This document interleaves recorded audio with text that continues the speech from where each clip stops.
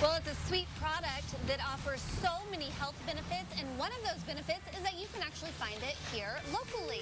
Joining us is 2 Million Blooms. We have owner Casey Nelson here to talk all things honey and beekeeping. And I'm very pleased, Casey, that you brought this fancy hat. Yeah, that's the hat and veil. One of the tools of the trade that a beekeeper uses to protect his face, obviously. So it's to keep the bees off your face. Yep. Probably the third most important tool after the smoker. This basically blocks the pheromones that the bees use to communicate. So it kind of blinds them or closes their ears in a way. How did you get into beekeeping? Beekeeping, it started as just a hobby. I'd always wanted to try taking a class, and one day there was a beginning beekeeper class being offered. I convinced my wife to go as a Valentine's weekend, and so I said it was a date, and she obliged. Let me guess, you said, will you be mine? Yeah. Yes. No? Okay. And it worked like a charm.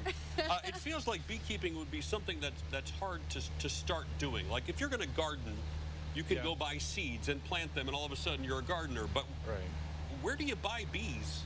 Yeah, there's a bit of a learning curve. It's good to know what you're getting into beforehand. I always recommend a class as well as a mentor if possible. But actually, bees, when you go to start beekeeping, you actually usually buy those through the mail.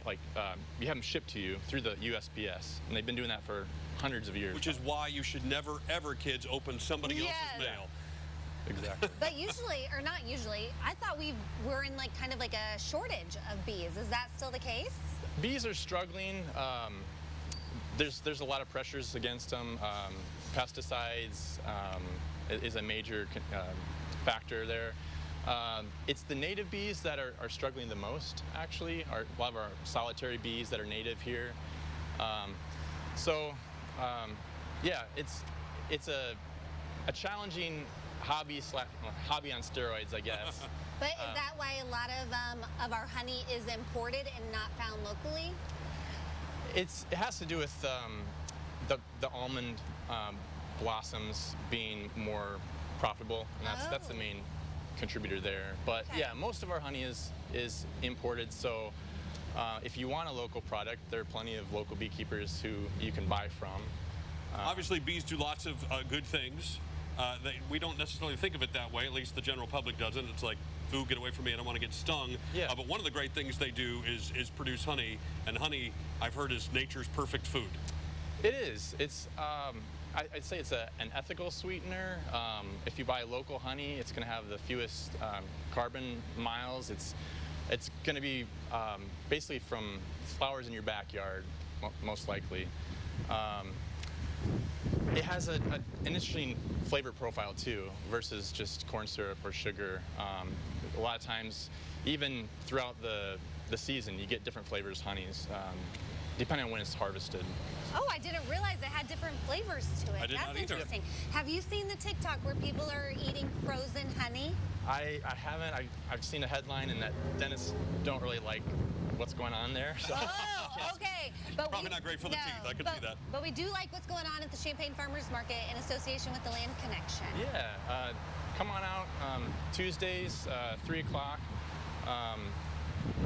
You can get honey, any kind of fruit, veg there, herbs, as well as a few other vendors. So. You being one of them, 2 Million Blooms. Where'd the name come from?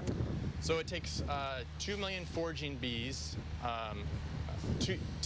Takes foraging bees visiting 2 million flower blooms to collect enough nectar to make 1 pound of honey. Wow. Since we sell 1 pound of honey, it seemed appropriate. Well, there you go. Clear something up for me. Honey is sort of, where does it come from the bee? Do we want to talk about that? If only we had time, Tim. Yeah. They're going like this. So You'll have to Google it. come meet Casey at the farmer's market and ask him yourself. Yes, I'm sure he is just dying to share that story. If you have questions about how you can get some of this wonderful honey for yourself, you can visit 2 Million Blooms website and Facebook page. All that information will be on our website, which is CILiving.tv.